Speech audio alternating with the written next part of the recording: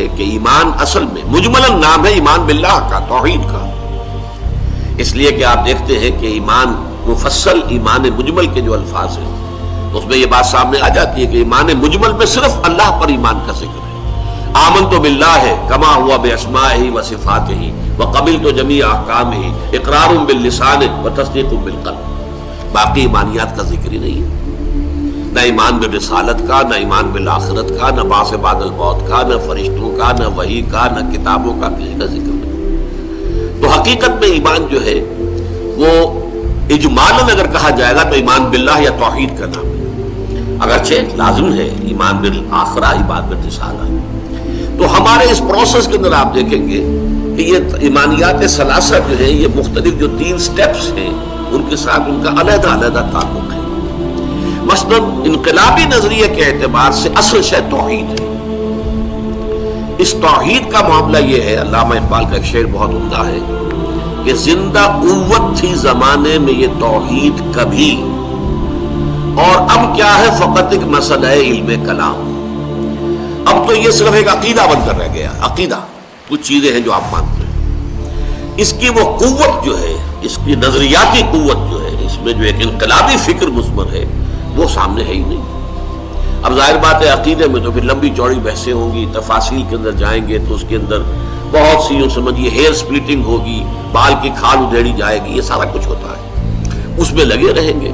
ہیں صفات ذات حق، حق سے جدا یا عین ذات، جبر و قدر کا معاملہ کیا، وغیرہ وغیرہ مسائل۔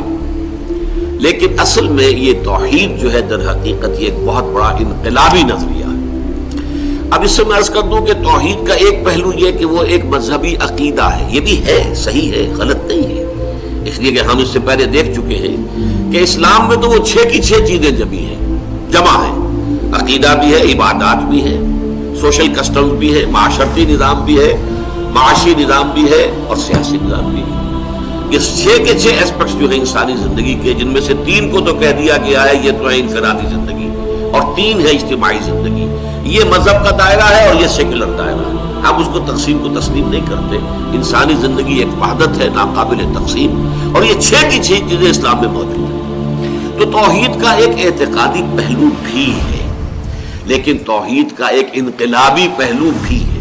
اب میں پہلے چاہتا ہوں کہ آپ اس کے انقلابی پہلو کو سمجھ لیں۔ توحید کی 3 کورولریز ہیں، 3 اس کے منطقی نتائج ہیں جو 3 اعتبارات سے جو پولیٹیکو سوشو اکنامک سسٹم ہے اس کی جڑ پر حملہ آور ہوتے ہیں۔ مثلا توحید کی ایک کورولری یہ ہے کہ ان الحکم الا للہ، حاکمیت صرف اللہ کے لیے، sovereignty belongs to him and him alone۔ سروری زیبا فقط، اس فقط کے لفظ پر غور کیجیے، سروری زیبا فقط اس ذات بے ہمتا کو ہے، حکمراں ہے ایک وہی، باقی بتانے آدمی۔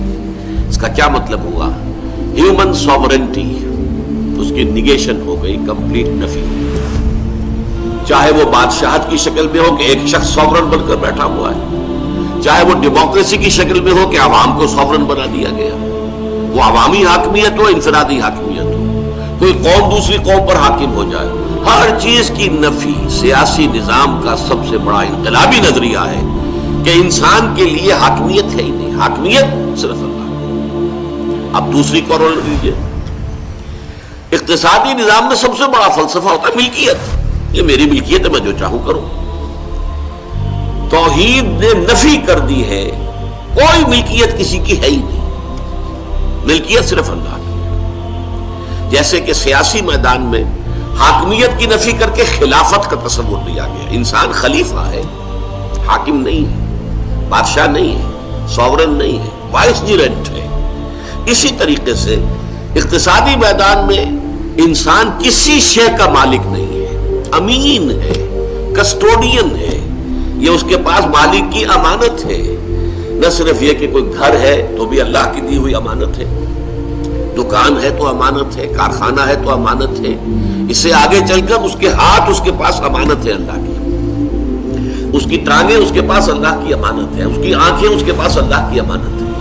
اگر میں سمجھوں کہ میری آنکھ ہے، میرا ہاتھ ہے، جیسے چاہوں استعمال کروں، میرے پاؤں ہیں، یہ میں جدھر چاہوں ان کو لے کر جاؤں تو غلط ہو جائے، نہیں، یہ اللہ کی امانت میرے پاس ہے، اس سے میں وہی کام کر سکتا ہوں جو اللہ نے جس کی اجازت دی۔ یہ آنکھیں میرے پاس اللہ کی امانت ہے، اس سے میں وہی چیزیں دیکھ سکتا ہوں جس کی کہ اللہ نے اجازت دی۔ یہ ہے کسٹوڈین ہونے کا تصور۔ تو ملکیت کے تصور کی نفی ہو گئی۔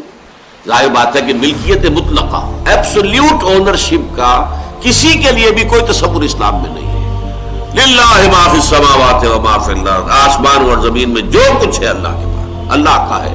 باقی تو استخلاف ہے، یہ مما جعلکم مستخلفین فی، اللہ نے تمہیں جن جن چیزوں میں خلافت دے دی ہے وہ چیزیں گویا کہ تمہارے پاس اس کی امانت ہے، ان کو استعمال کرو تو اللہ کی مرضی کے مطابق۔ نمبر 3، اب دیکھا آپ نے کہ یہ اقتصادیات میں ایک نہایت بنیادی انقلابی فکر آ گیا۔ نمبر 3، سماج اور معاشرے کے اندر تمام انسان اللہ کی مخلوق ہے، لہذا تمام انسان پیدائشی طور پر برابر ہے۔ No one is higher, no one is lower, کوئی اونچا نہیں، کوئی نیچا نہیں، کوئی اعلیٰ نہیں، کوئی ادنا، پیدائشی طور پر۔ بعد میں ایکوائرڈ کریکٹرز کے اعتبار سے کوئی اونچا کوئی نیچا ہو جائے، کسی نے علم بہت حاصل کر لیا ہے اس کی ایک فضیلت ہو جائے گی، کسی کے اخلاق بہت بلند ہیں، اعلیٰ ہے، کردار اونچا ہے، اس کی عزت ہوگی۔ ان اکرمکم عند اللہ اتقاکم۔ لیکن پیدائشی طور پر کسی گورے کو کسی کالے پر کوئی فضیلت نہیں، کسی کالے کو کسی گورے پر کوئی فضیلت نہیں، کسی عرب کو کسی اجمی پر فضیلت نہیں، کسی اجمی کو کسی عرب پر فضیلت نہیں۔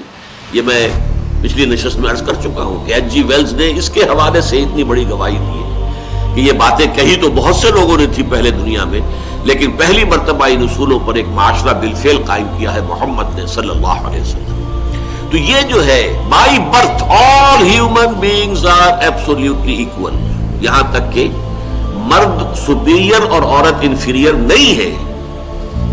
قرآن کہتا ہے بعضکم من بعض، تم ایک دوسرے ہی میں سے ہو نا، ایک ہی باپ کے نطفے سے بیٹا بھی ہے بیٹی بھی ہے، ایک ہی ماں کے رحم میں بیٹے نے بھی پرورش پائی ہے بیٹی نے بھی، تو بیٹا کیسے سپیریئر ہو جائے گا اور بیٹی کیسے انفیریئر ہو جائے گی؟ ہاں معاشرتی نظام جب بنے گا تو اس میں ذمہ داریوں اور حقوق اور فرائض کے اعتبار سے فرق ہو جائے گا۔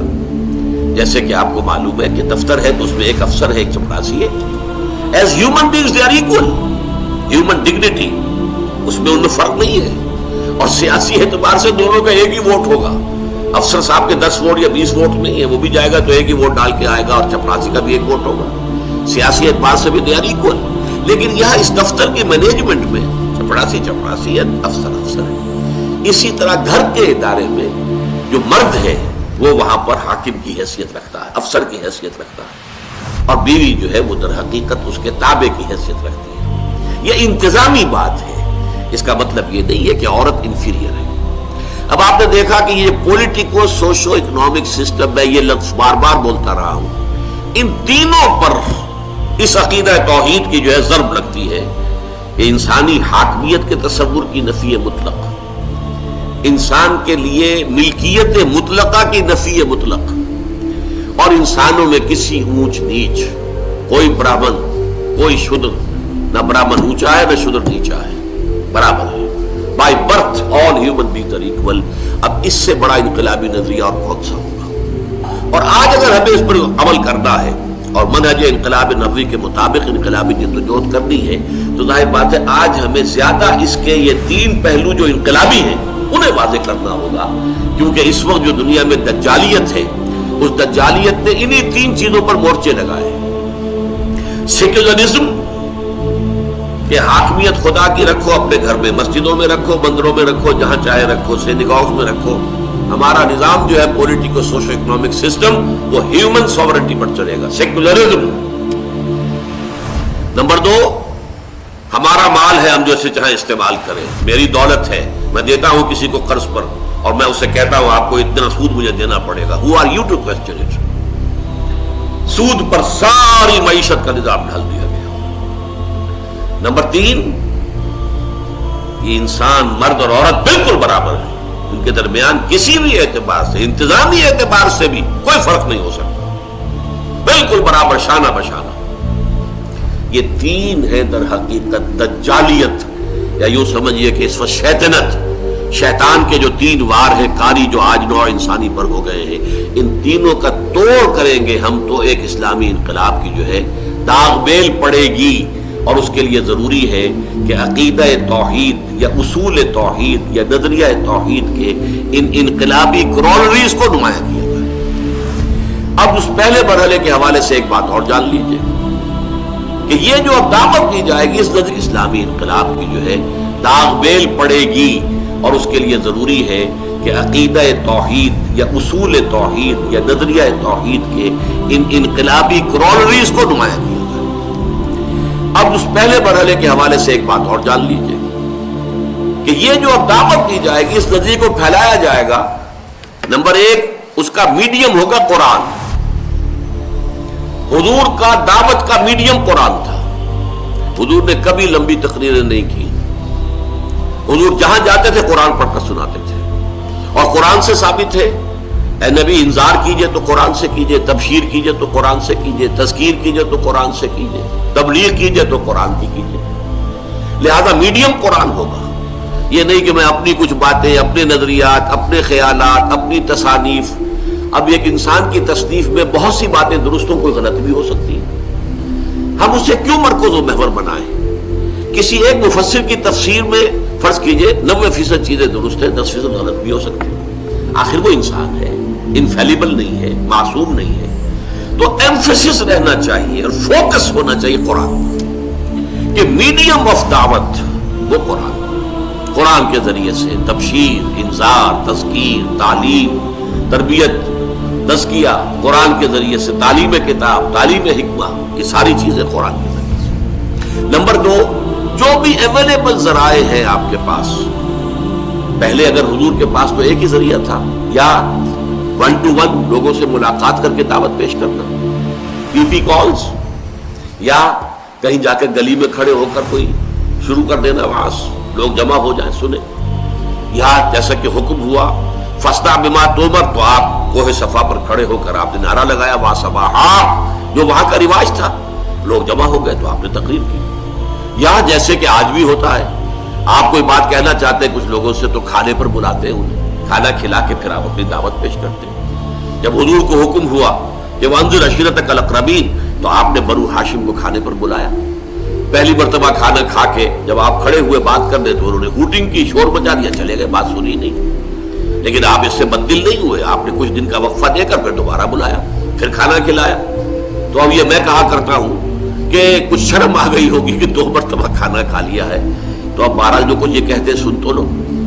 تو حضور نے پھر وہ وعظ فرمایا، دعوت اپنی پیش کی، تقریر کی، لیکن یہ کہ جواب میں پورے مجمع کو سانپ سونگھ گیا، کوئی نہیں بولا سوائے حضرت علی کے۔ وہ کھڑے ہوئے کہ اگرچہ میں سب سے چھوٹا ہوں، اگرچہ میری ٹانگیں پتلی ہیں، اگرچہ میری آنکھیں بھی دکھتی ہیں، یہ آشوب چشم کا عارضہ تقریباً مستقل ہی تھا حضرت علی کو رضی اللہ تعالیٰ عنہ۔ آج کی زبان میں ہم کہیں گے ککرے تھے غالباً، تو یہ بار بار ہر موسم کی تبدیلی پر جب ککرے ہوتے ہیں تو وہ آنکھ دکھنے کو آ جاتی ہے۔